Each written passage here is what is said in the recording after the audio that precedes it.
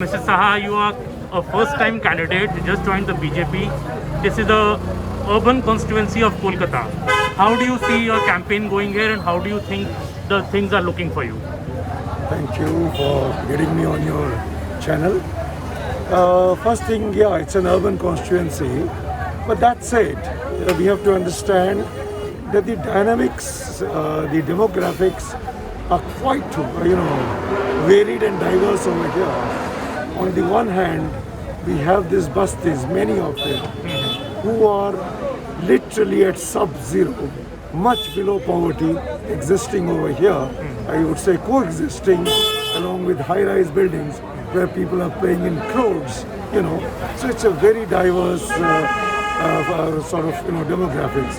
And on the other hand, if you see, in terms of employment, in terms of opportunities, in terms of culture, it's again a very wide, very diverse kind of a constituency.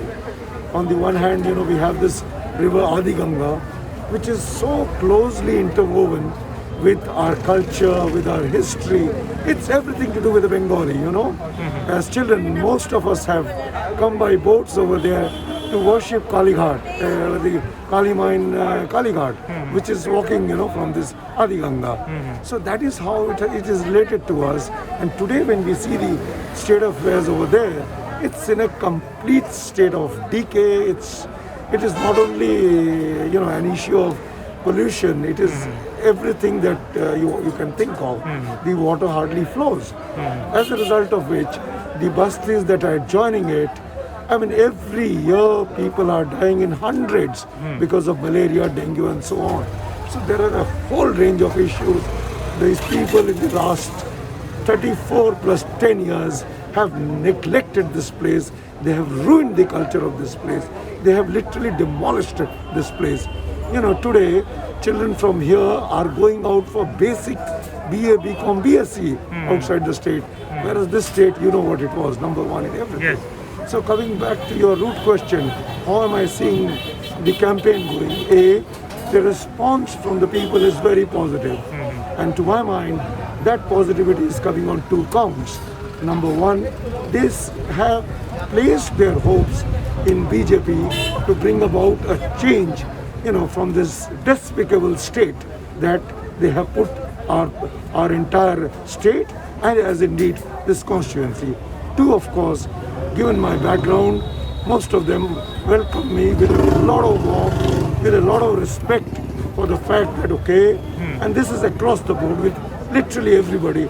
I would go to the extent of saying even Trinamool supporters do not hesitate to come and shake hands. Some of them give me a hug to say that Dada 40 বছর দেশের সেবা করেছেন আমার পার্টির কোনো মানে নেই আপনি দেশের সেবা করেছেন so on both counts it's very the response is very warm, very positive, and from an election point of view I'm pretty confident that we'll come out winners. The urban seats in Kolkata generally are known that the Bhadraloks don't vote for BJP.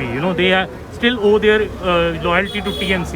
How do you think that will change in this election? If it will change, is that the biggest challenge? With Bhadralok, if you permit, I will add Bhadra Mohila. Right?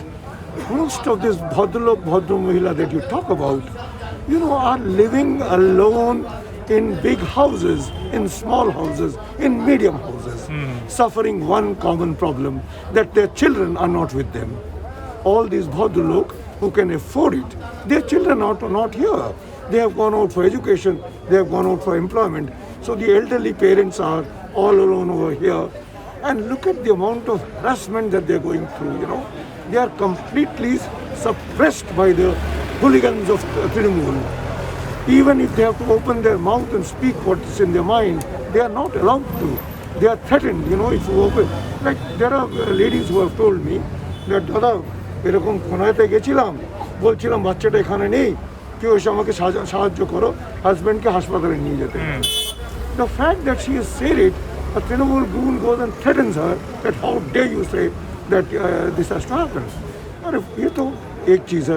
At another level, if you see, even if they have to get their house whitewashed, they have to pay money. Even for a death certificate, they have to pay money. That is the state of affairs. Saying that lawlessness and cut money has even permeated the urban Kolkata. Exactly, sir. And that has driven them literally against their wall from the feeling that you spoke about to say to hell with it, let's get a change. And that change can happen through the BJP. So with your background also, I wanted to ask you this, that the way the Seetal Kuchi incident happened and the way the Chief Minister has spoken that, in a way telling the forces should be get out, and later we heard this new audio tape where she's purportedly saying that we should frame officers. How do you think this is very unfortunate, the way the security forces have been targeted rather in this election? This is despicable. This is absolutely outright, condemnable. I have been the Corps Commander in Kashmir in 2014 when we conducted the last assembly elections over there. We were able to achieve a voter turnout of 80+% without a single terrorist incident, without a single incident of violence. And that is because the Election Commission and the associated agencies work very professionally in our country. But there are elements like this who do not want a free and fair election because free and fair elections threaten the Trinamool Congress, threaten their, the way they operate, because they operate by literally politicizing crime, by criminalizing politics.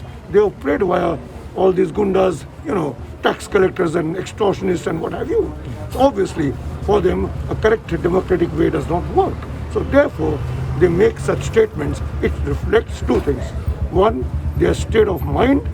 Two, the fact that how threatened they feel after the given number of phases that have happened on what is going to be the outcome of this election. Because in the past, I think the CM has also questioned, in the past years about Balakot, about, the Uri strikes. There was an incident with Vidyasagar Setu when she said, is there a coup happening in Kolkata? These kind of statements have come earlier also. Do you think these issues are there on the ground? Do you raise this in your campaign that the CM has also not been very appreciative of the role of security forces in general also, in the country?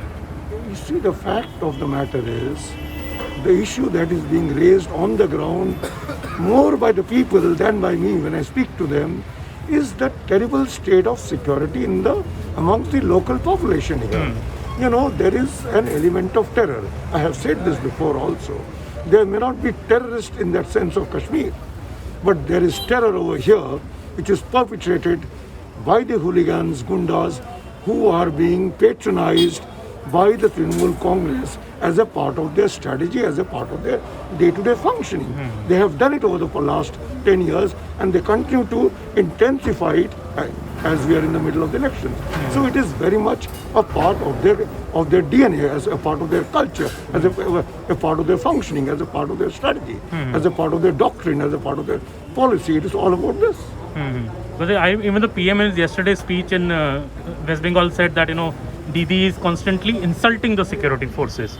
So, that has also become a point where, we see that the issue of patriotism, the issue of belief in the security forces is being questioned, in this election. I believe for the first time, that where we are saying that even Didi has said that, security forces are working under the pressure of the central government. And, people were shot because, the religious color has also been given to it. All those events, you think, are also impacting this election? You see, they are trying very hard. Trinamool is trying very hard to somehow create that fear psychosis in the people so that they are, shall we say, discouraged or shall we say dissuaded from coming and voting for the Bharatiya Janata Party. All this is part of that. Last night, in one of my wards over here, to be precise, ward number 84, these gundas have gone and torn all the posters, all the hoardings that were put by our Bharatiya Janata Party workers. So it is all a part of the same thing. They are doing things, A, as a part of their policy, B, as of now, that policy is converging with a desperation because they are seeing the way things are unfolding in this election. So one last question also, that when you joined the BJP, it was quite a surprise. People like you, people like Mr. Ashok Lahiri, no RSS background, no real Sangh background, no real association with BJP in the past. Why did you join the BJP? Are you inspired by Mr. Modi or are you inspired by the party? What made this decision? Okay, there are two things to it. One, in the last, I may have been serving all over the country in the last 40-45 years that since I joined the National Defence Academy. But the fact is, we have seen the decay of this state in front of our eyes. We have seen it, I admit, with a sense of helplessness. And that urge to do something has been consistent all along that we have seen it happen. We are here just across the lake where the Ashok Kumar night happened in 1968. The downfall, actually, you can state that as a benchmark event. From then the downfall has happened. I quote it because we are standing right next to it. When women had to jump into the lake to save themselves and kill themselves.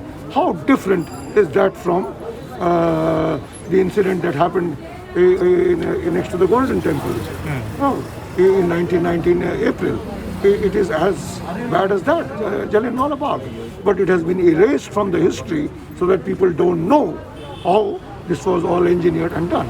I highlight this to say how this state has progressively decayed and the hurt that one has been carrying all along and the desire to do something about it. That fortunately coincided with the central leadership of Bharatiya Janata Party giving me this opportunity which I took up. And for sure, the Prime Minister is a great inspiration to any well-meaning person in this country to be able to do well for our nation.